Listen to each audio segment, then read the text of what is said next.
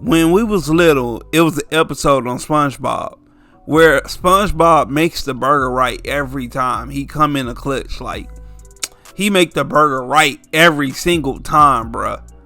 And then this one customer always gotta test him. And he will always talking about you forgot the pickles. You forgot the dang pickles. This is Jason Whitlock. You can't do anything right. Even if you get it right. Even if you get it right, Jason Whitlock will criticize you and act like it isn't right. He's the pickle guy. He's literally the pickle guy. Jason Whitlock is the type to just hide it under his tongue, like hide the pickles under his tongue, like because he can't admit that you really fire. Like you really good at what you do. You really good at what you do. He just don't want to admit it. And this is Jason Whitlock when he criticized Deion Sanders. Deion Sanders is really good at what he do, but Jason Whitlock just want to hide the pickles under his tongue and don't want to admit the shit, man. Check Jason Whitlock video out and see what he's saying about Deion Sanders. He's back. Everything Deion has been doing has been putting a target on his team's back. Deion has been running out, and I'm talking about since February, when he held the team meeting and told, or January, whenever he went to Colorado and held the team meeting and told everybody, hit the transfer portal. I'm bringing Louis Vuitton here. I want 4- and 5-star kids here. I want the best here. When Deion did that, that's the process of putting a target on your team's back. When Deion came out week 1 after beating TCU and saying, oh, I'm about to get comfortable up in here, and everybody's threatening, frustrated, a black coach leading a locker room with 75% black players. Deion racialized this whole thing and put a target on his team's back. And so if you're wondering why Henry Blackburn and those white offensive linemen and ended up the black defensive end for Colorado State, all these guys that got all these unsportsmanlike conduct penalties trying to take little cheap shots at Colorado, where's that animus coming from? Again, I've seen this a million times. I've seen poor, working class, disrespected black kids go compete against the entitled, privileged, well-funded. Man, what the heck that got to do with anything, bro? I mean, at this point, Jason Whitlock just saying anything to make an argument, bro. What they got to do with anything? He's bringing up poor white children and how he played football against. Man, what they got to do with anything?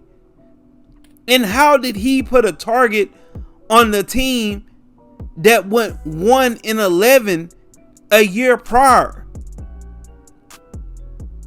Colorado haven't been good in football in so long. He had to do something to turn the program around. And when he do it, people complain. It doesn't make sense. White kids and do exactly that. Oh, you think you better than us. You think we ain't nothing. You think we're beneath you. I'll show you. Seen it a million times. I've been one of them kids. And so now you can't see it because you're so blinded by your racial idolatry, racism, that you can't see that Deion has done this to white kids and to all the teams.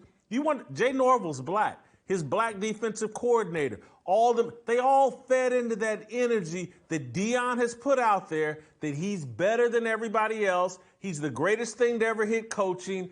He and his team, everybody's beneath us. Everybody's uncomfortable with us.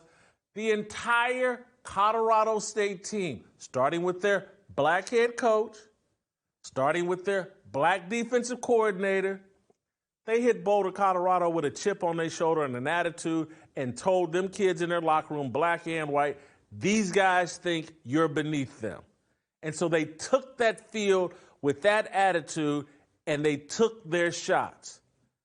Just like I said, anybody that's watched and really understands sports among young kids, this has been going on for decades. Deion has been doing this for over 30 years. If that's the case, if he put a target on his back, then he's been putting a target on his back. And when he did have a target on his back, he still won. He still is the best cornerback ever. He's still the best athlete in American sports history, while he had the target on his back. This man clearly knows what he's doing.